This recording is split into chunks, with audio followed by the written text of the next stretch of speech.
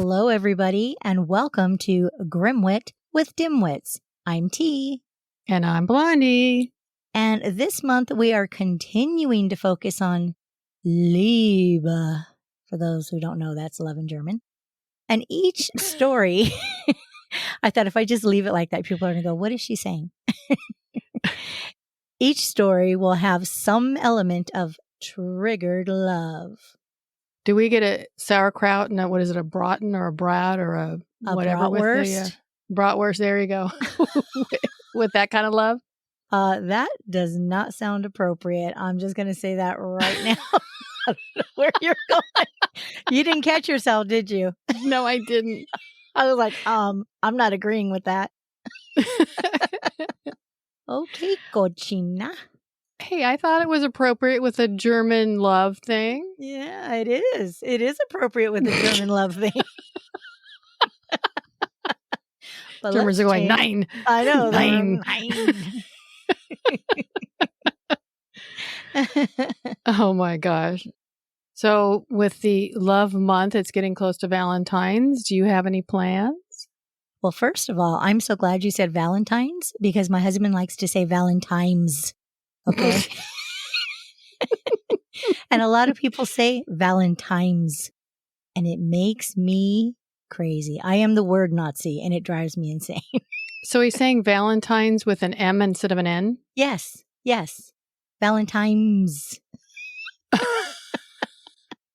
Like I told him, I could understand people making that mistake, but there is literally Valentine's Day decorations everywhere with the word Valentine's with an N on everything. So how do you make the mistake? It's in front of us. I mean, we're being inundated with Valentine's signs and decorations everywhere. So how do people get that wrong? It's crazy. Maybe he's thinking of the past when he was having good times with Valentine. Before he got married, when it used to be fun. Right. Yeah. He had a friend named Val. Those Valentines with her. I remember those days too. So, can't say I blame them. No, I don't know what we're doing. I know we're both working. So I don't know if that's going to amount to any romance or Liebe. But hopefully we'll get something done. That's a wah-wah. I know. Just putting my whole life out there. We're going to dinner. We are going to spend the evening eating. Our favorite thing to do. Oh, it's my favorite thing to do too. Can I go with you guys to Valentine's celebration? Just the three of us. Sure. We're going to Outback, okay? Well, there you go. That's not where we're going. I know where you're going. I know your husband wouldn't mind. He loves me. Okay. I don't have to ask you. I have a straight shot to him. Okay, we got our own thing going on. Okay, you're not in it. You're not part of our twosome. You're his little buddy. That's true. I am. I think my dogs love you more than he does. Yeah, you might be right about that. Those dogs, dang, do they love me. So, Miss Blondie, Yes, ma'am. What is your episode about this week? In the loved theme episode, it is going to be about 5 couples that you just aren't going to believe. They're just bizarre, strange, crazy. It's nuts. I love bizarre, strange, and crazy couples. I'm already into it. Well, should we get our grim on? Yes, let's let the grim begin. No, I'm the one doing all the talking. Let's get our grim on. I know you're doing too much talking, so people don't want to hear you say your silly way of saying it. They want to hear me say, let the grim begin. I think that goes the other way around. I think you meant to say that to yourself. Start the damn story. All right. Sometimes it's hard to believe the attraction two people can have with one another. Sometimes you wonder if it's opposites attract or are they just peas in a pod? These 5 couples are just too much to believe. Strange, bizarre, and killer. This episode is all quickies. Pun intended, so leave your socks on. Woohoo! Ooh, already starting off so romantic. It's 1927 in Key West, Florida, the last bastion of eccentrics. Born in Germany, Karl Tanzler boasted about his travels and his exploits. What is actually true is unknown since he seemed to change his background on a regular basis. He said he bought boats, did electrical work, purchased a South Seas island, and began building a plane. After the war, at the age of 50, he began working at a U.S. Marine hospital under the name Karl van Kossel. So answer me this. Why is someone who owns an island and obviously has too much cash to burn working? That makes no sense. Well, like I said, he changed his background regularly. Everything I read said that he just basically changed it. So what anybody knows to be the truth, they're unsure. While working at the hospital, he met a Cuban-American tuberculosis patient named Elena Hoyas, who was 22 years old. He immediately fell in love with Elena and was even obsessed. He would give her gifts, clothing, and jewelry. He even declared his love for her and told her that he wanted to marry her. Wow, wasn't tuberculosis like the coronavirus of its day? That's a pretty high-risk affection. It is, but love has no boundaries. There you go. Karl once said as a child that he had visions of his dead ancestor, Countess Anna Constantia von Kossel. The Countess told him that he would find his true love in an exotic, dark-haired woman. She even showed Karl her face. He was certain that the vision he saw as a child was Elena. Talk about premonition. Oh, pretty specific. Karl had some self-professed medical knowledge as a radiologist. In an effort to save Elena, he tried to cure her with a variety of medicines. He was unable to save her, and Elena passed away on October 25th, 1931. I also saw that he took some electrical devices and x-ray machines to her house. I have no idea what he was trying to do with those. I thought that was just kind of strange. Yeah, it sounds like it. Karl convinced Elena's family not to bury her for fear she would decay. He paid for her funeral and purchased a mausoleum for her. He would go every day for hours to visit, serenade, and have conversations with her. Karl said that Elena's spirit would appear while he was visiting.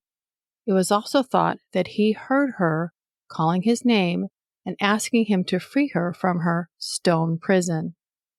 I don't know why, but this immediately reminded me of that song, Don't in Love with You. It reminded you of that because you are you. Go for it, sorry. As if all of this wasn't kooky enough, one night Karl removed Elena from her mausoleum and took her home. He dressed her in her own clothing, jewelry, and gloves. What?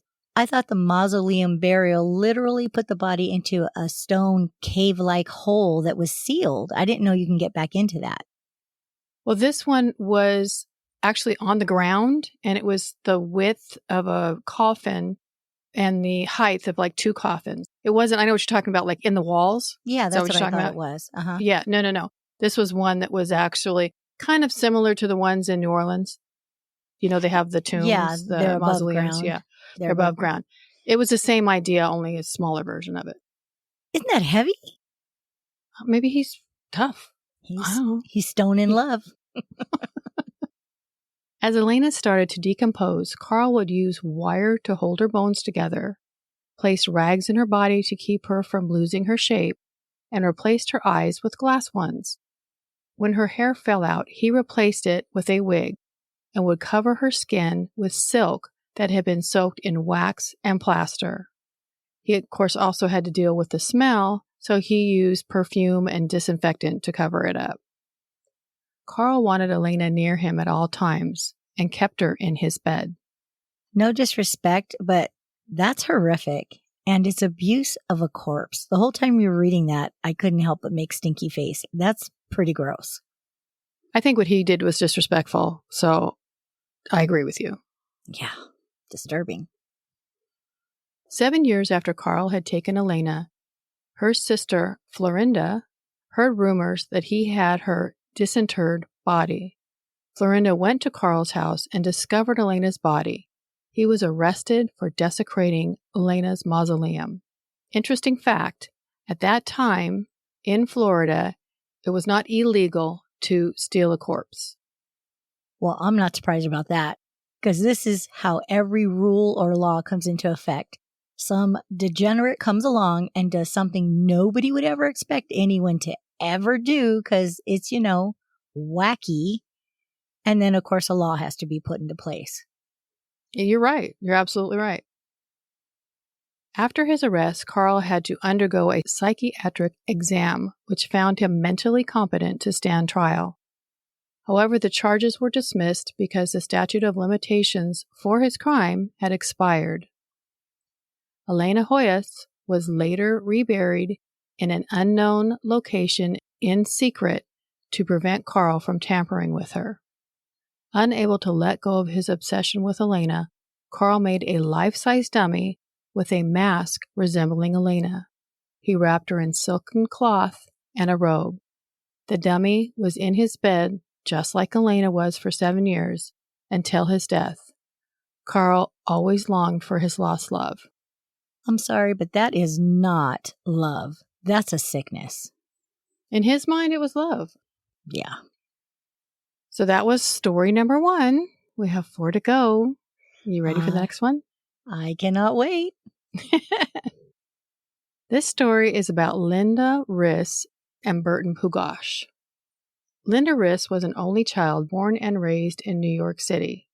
She and her mother lived with her grandmother after her parents divorced. They did not live an opulent lifestyle. It was actually more on the less fortunate side. It was 1958. Linda was 20 years old and said to resemble Elizabeth Taylor with her smooth skin and beautiful brunette hair. One day she was in the Bronx Park when a man started coming on to her. He was different from other men. He was established, a lawyer, owned a nightclub, and had friends in the movie business. Much to her surprise, he also owned a private jet. Oh, geez, I'm getting Carl Tanzler vibes all over again here. This man was 31-year-old Burton Pugosh. He immediately became enamored with Linda. He would give her presents and roses. He would wait outside her house, offering to give her a ride to work in his Cadillac convertible. This was all new to her. Usually the come-ons were crass, not like Burton. Quote, "I was used to guys leaning on their cars and saying, 'Hey, babe, you want a ride?'" she told the Washington Post. Ah, the sweet memories of the smutty car come on. Good times. You're so easy. What can I say? Everything was wonderful, even though at times she felt a bit overwhelmed. But it was only a matter of time before everything came crashing down. Linda found out that Burton was married and had a 3-year-old daughter. She immediately broke it off. They went their separate ways, but Burton couldn't let it go. He loved her. He told Linda, "Sleep with me, marry me, or suffer terrible consequences." That if he couldn't have her, no one else would. Ah, the O2 real results of the smutty car come on. Linda met another man and they became engaged. Burton found out in June 1959 and he was furious. He hired 3 assailants to show her that he didn't just make threats. On June 15th, the doorbell rang at Linda's house. She was excited to answer it, thinking it may be a present from her engagement party that was held earlier. She opened the door, and her face was doused with liquid that caused an extremely hot burning sensation. It was lye. The result left Linda scarred for life and lost her right eye. When I think of lye, I always think of Fight Club, when Brad Pitt put that on Edward Norton's hand and burned it and scarred it. I think they were using it to make soap at the time in the movie. I just remember that was like the club's symbol on all of their members. I don't remember that part. I saw that movie, but obviously it didn't stick with me. I think it was a good movie, though, but I think it's weird that lye was used to make soap way back in the day. because it is kind of harmful. It actually is. And in the movie, I remember it was like a powder that he put on his hand and held his hand down as Edward Norton's freaking out. Is it just like burning him? It's totally burning him. Yikes. Yeah. Weird that we can put that on our bodies in the right amount and it doesn't do anything. Exactly. Burton Pugash was convicted and sentenced to 14 years in prison. With his legal background, Burton spent the days offering legal advice to the other prisoners and continually wrote letters to Linda. Burton said in his letters, quote, "Despite what I did, you will never find a man to love you more than me," end quote. He also regularly began sending her money as sort of a restitution. This almost makes it sound like he totally planned for exactly this to happen, to scar her so that no one else would want her. And yet he could still have her even that way. That's beyond obsessed. He was pretty crazy, actually. Yeah. Linda, trying to get on with her life, moved to Queens, and in an effort to help her appearance, she would cover her scars and got a glass eye to replace the one she lost. Her accessory of choice was sunglasses. She worked as a receptionist, took art classes, and began to date. Unfortunately, her scars made it difficult to develop a relationship. Linda once said, quote, "I'm damaged merchandise," end quote. That is really sad. Very sad. Burton had come up for parole a few times, which made Linda enraged every time. His parole attempts were denied, and he remained in Attica. Linda said, quote, "I want him to come out of prison in a box," end quote. It'd be better if he came out in a box made of lye. That's what he Wow, gets. vicious. Well, me vicious. It was his idea. Many observed that she seemed to protest too much. You know the old saying, "The lady doth protest too much." Police officer Margaret Powers, who protected her and became Linda's friend, said, quote, "I could detect there was still some interest there," end quote. Please say it isn't so. We will see. Eventually in 1974, Burton's parole was granted and he was released. However, he was ordered to stay away from Linda. Still obsessed or in love with Linda, he needed to get her a message. Burton was interviewed on a local TV station, which of course Linda was watching, and he asked her to marry him. That's crazy. Right? A mutual friend had set up a meeting with Linda and Burton. Burton recalled, quote, "I was scared stiff it was a setup," end quote. I would be too. I mean, sitting there thinking, if I meet with this woman, could I go back to jail for going against a court order? Or was she going to physically do something to him? I'd be a little scared as well. Me too. At this meeting, Linda accepted his proposal and they were married November 27th, 1974. And the irony of that day is it was the day before Thanksgiving. I wonder who was giving thanks and for what. Burton believed that Linda did marry him because she loved him. Quote, "When we got married, I didn't have 2 pennies to roll together. She had more money than I did, so she didn't marry me for my money. She married me because she loved me," end quote. Linda told Geraldo Rivera, remember Geraldo Rivera? Oh my gosh, yes. In an interview, quote, "In my heart, I probably do love him. I just find it hard to say the word," end quote. Now that Geraldo Rivera is in this story, it makes a little bit more sense. Linda offered a second explanation. She said that marrying him has been the best revenge. "I'm a ball breaker." Now, shouldn't there be a healthy amount of fear after what he had done to her? This is nuts. No pun intended. I understand where you're going with that, but he physically didn't do it. He just hired people to do it, which I'm sure he could do it again, but he's living with her now, so he's got his obsession. To me, it doesn't matter if he did it or hired some. He still did it. I mean, He did. I'd be more scared that he was sneakier about it. Good point. In 2007, the documentary called Crazy Love was made about them, and director Dan Flores recalled that during filming, they would always be arguing in public and in private. She would say things like, "Bert, He's a weakling. I'm much tougher than he is. She knew how to yank his chain. They still managed to stay together. He still pampered her with gifts, and they would take wonderful trips together. As they got older, Linda had medical issues. First, she lost sight in her left eye due to glaucoma, and then she developed cardiac problems. Around 1990, Linda had to have heart surgery, and it took weeks for her to recover. During that time, Burton had an affair, not just for those weeks, but for 5 years. This affair didn't end on the best of terms, and Burton was put on trial for threatening to kill her.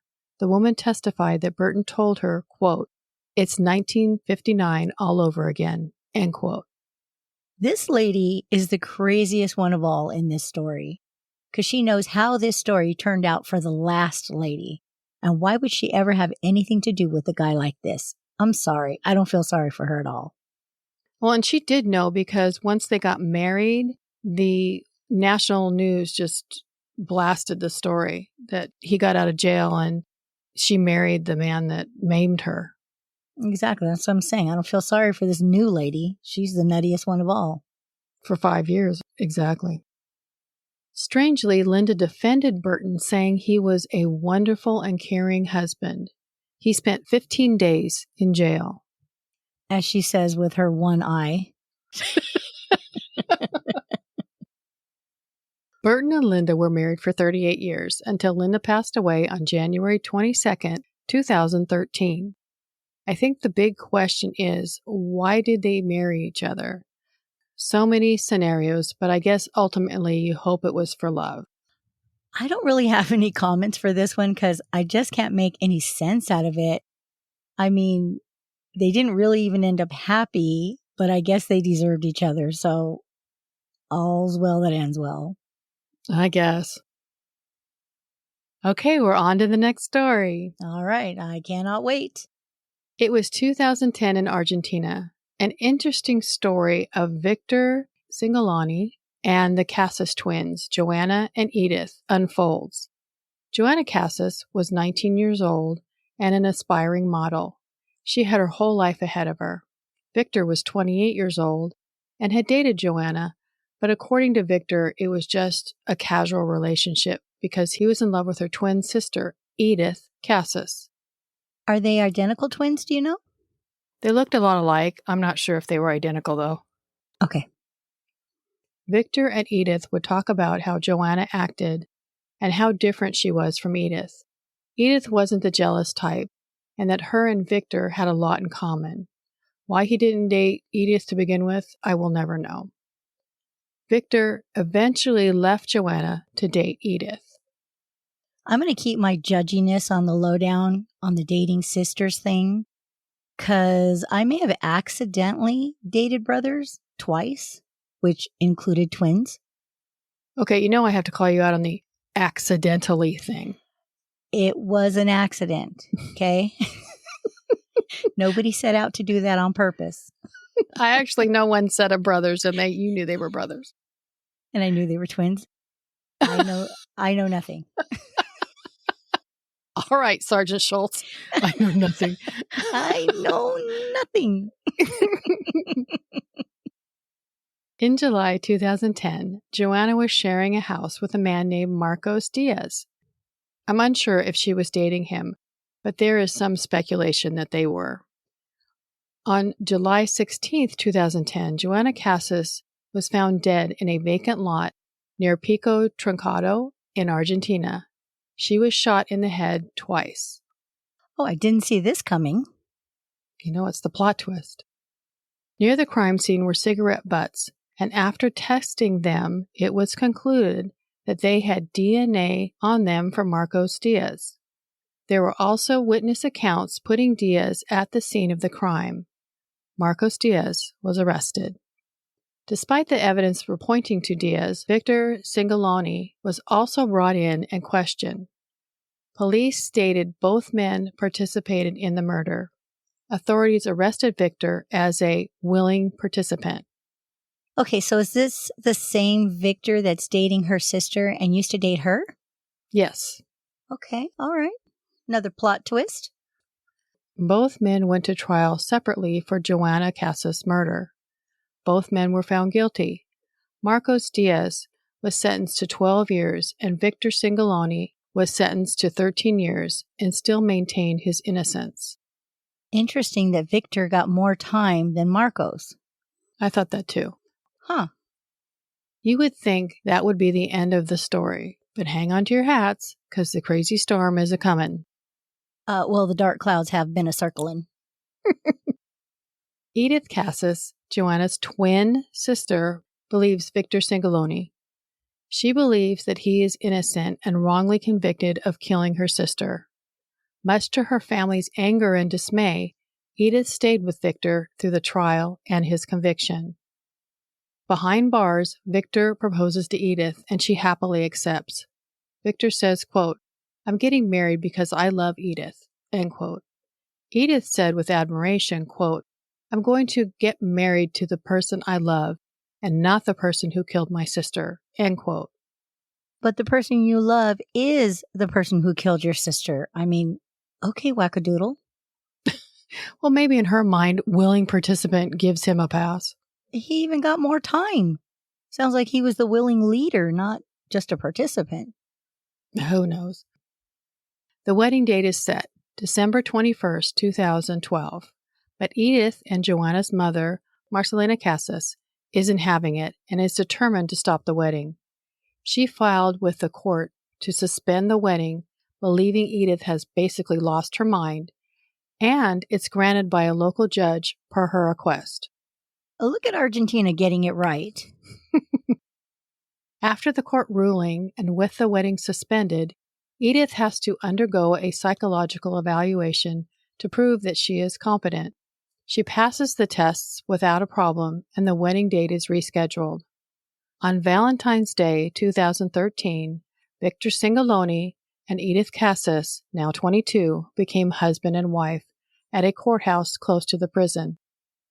Edith was hoping her family would attend and invited them all, but no one showed up. They all disowned her. Now, how did she pass a test as legally sane if she honestly thought her family would show up and be happy for her? Maybe she was just wishful thinking. Oh, maybe, but that's pretty crazy. Well, you're right. She did pass the test. Jeez, what kind of test was that? The ceremony lasted 20 minutes.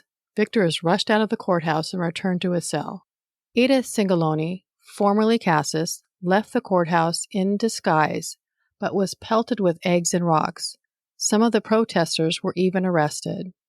I'm sorry, I would have possibly, again, accidentally thrown a few eggs myself had I been there, but no rocks. I'm not an animal. I'm not an animal. Right. Valentine Casas, Edith's father, told the Clarion newspaper, quote, "For me, both of them are dead. Joanna is with God, and Edith is with the devil," end quote. Wow, what a powerful statement that is amazingly accurate. This poor family, though. Exactly. I can't even imagine. Many wonder if Victor wanted to marry Edith because being married to her would help in proving him innocent. Many think Edith married him believing he was innocent, and she would get her happily ever after. Either way, Victor appealed his conviction, and in December 2013, it was successful, and he was released after serving a little over a year of his sentence. His new wife, Edith, was waiting for him with open arms. By all appearances, they seem to be doing fine and are happy. Okay, this is wild. I'm going to need some more eggs. You need to start raising chickens. That's right. Okay, so here's our next story, and it's a doozy. They've all been doozy so far. It's a different doozy, this one. Ted Bundy was a serial killer that between 1974 and 1978, he kidnapped, raped, and murdered numerous women. These attacks took place over 7 states. In order to take women, he would pretend he was injured so that they would come and help him, or he'd pretend to be law enforcement. Ladies, pay attention. This is the oldest trick in the book. In fact, both of them are the oldest trick in the book. Call 911 if someone needs help. Exactly. Bundy would take them to his car that was always in a secluded place and beat them unconscious. He would then viciously rape and murder them. We need to add this to our to-do episodes list, to do a Ted Bundy one. We definitely do. He's one of the biggest cases out there as far as serial killers. I'm going to let you take that one, Blondie. You're such a giver. Right? You're welcome. In 1974, Ted Bundy was working in Olympia, Washington, at the Washington State Department of Emergency Services. At that time, his job was to help search for missing women. Ironically, at night, he was killing the very same women the department was looking for.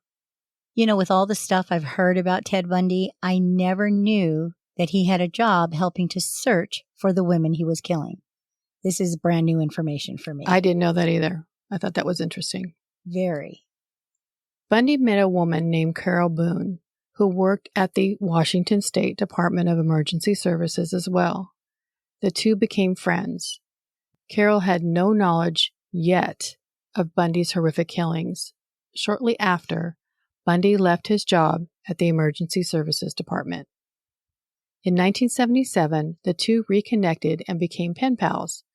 Bundy was charming, and eventually the two fell in love. They were both in other relationships that soon ended in breakup and divorce. Bundy has been apprehended and was charged with first-degree murder in Colorado.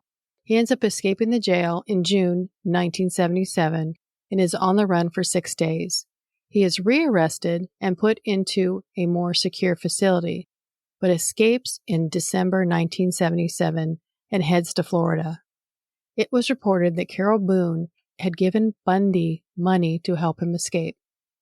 So how bizarre that she also worked to find missing women, yet she's helping this killer escape. Well, I guess she had different priorities at that point. On February 15, 1978, Bundy was apprehended in Florida for the last time, but not before killing 2 more women and injuring 3 more. Through all of this, Carol Boone is by his side. She is a character witness for Bundy in not 1, but 2 of his trials. Carol and her teenage son moved to Florida to be closer to Bundy. Before his arrests, Bundy and Carol wanted to marry, but after his last arrest, that made it impossible. Bundy had been a law student, and at one point he represented himself. So with his knowledge, Bundy researched Florida law and found a loophole. This loophole would allow Bundy and Carol to marry if done legally, or should I say deviously. On February 9th, 1980, after receiving a death sentence, in the courtroom, in front of the judge and all the court officers, he got up and proposed to Carol. She said yes, and with the proper statements, they were declared married. How is this even possible? I have no idea. He found the loophole. I can't even imagine what the loophole would say. Yeah, go ahead and stand up in court and declare your love and propose and say things and boom, you're married. Well, didn't you say something about if they stood up in front of a judge and declared it was legal? Yeah, if you did it in open court in front of the judge and the court staff, it was considered legal. Oh, well, that's all he had to do. He really did find a loophole. He did. Wow. Carol still visited Bundy often, even though after all was said and done, he was sentenced to the death penalty for a total of 3 times. Bundy had been in prison for 2 years when Carol had given birth to their daughter named Rose. Interestingly, conjugal visits were not allowed in the prison. If you ask Carol how this happened, she says, none of your business. Another idea was that it was practice for prisoners to pay the guards off to allow a female visitor. I don't know about that, but that was just something I read. However it happened, a DNA test did confirm that Rose was his daughter. Strangely, in 1986, Carol divorced Bundy, and on January 24th, 1989, Bundy was put to death. This takes the term dysfunctional couple to a whole other multi-level. And isn't it ironic that they both started out as kind of heroes in their jobs? They both ended up being devious criminals together. You just never know what supposedly good people are capable of. You just never know anything about anybody. Who are you? Nope. Well, if I improve myself by now, you're in trouble. So a little about this, and you're probably going to have to help me with this. There is a condition called hybristophilia. I think you did a good job on that. Okay. And has been defined as a phenomenon of an individual being sexually aroused by a criminal offender. Also, according to psychologists, women who love violent, convicted criminals have the goal to change that person, or they may prefer a man who is in jail because he can't go anywhere or cheat. And some women generally believe the man they love is innocent. But what doesn't make sense is if they're trying to change them, why not just get a decent one to start with? People should not be projects. From this, I mean, from what I can tell, you have women that are, I mean, this is like the extreme, into the bad guy. And maybe the bad guy isn't the decent person.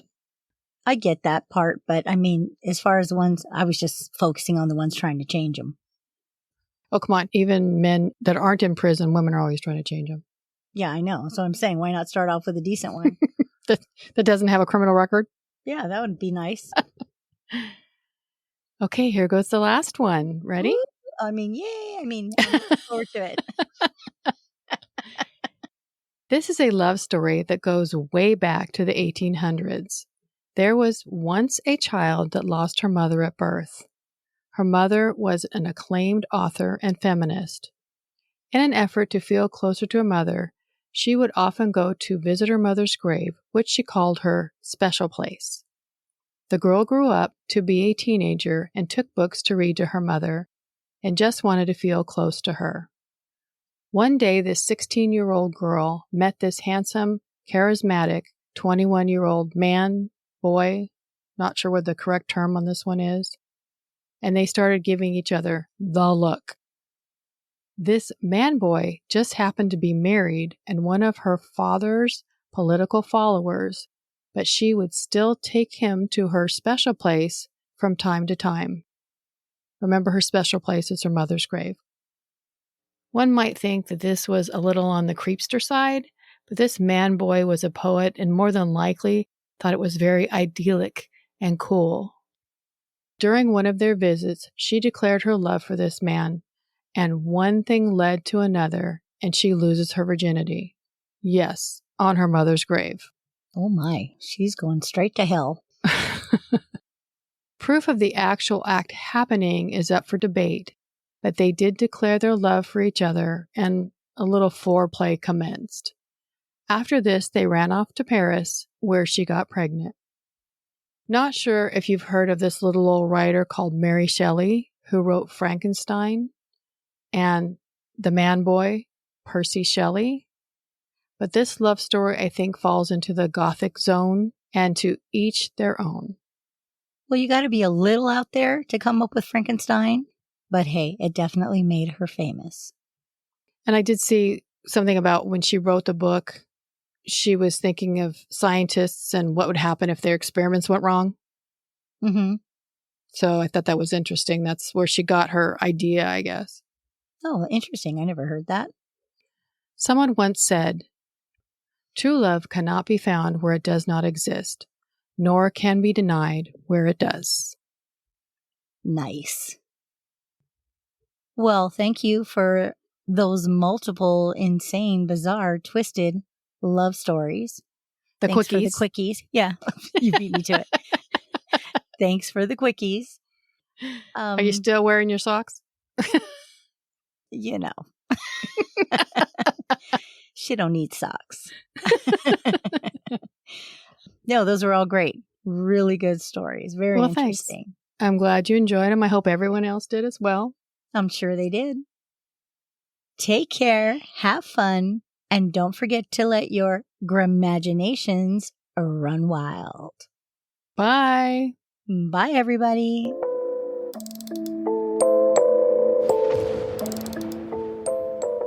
We just want to thank you all for sharing your time with us. And if you'd like to send in your creepy little grim bits, we would love to hear your personal stories, interests, and suggestions. Please email them to grimwitwithdimwits@gmail.com. Don't forget to follow us on Instagram at grimwitwithdimwits, Twitter at grimwitwithdimwits, and Facebook, Grimwit with Dimwits. Join us every Monday for new episodes, and feel free to share us with your grim-loving friends. We would really appreciate if you would take a minute to rate and review. 5-star ratings go a long way and would really help us out. Until then, we would love it if you'd come back next week to delve with us into the strange and unusual things we just can't wrap our skulls around.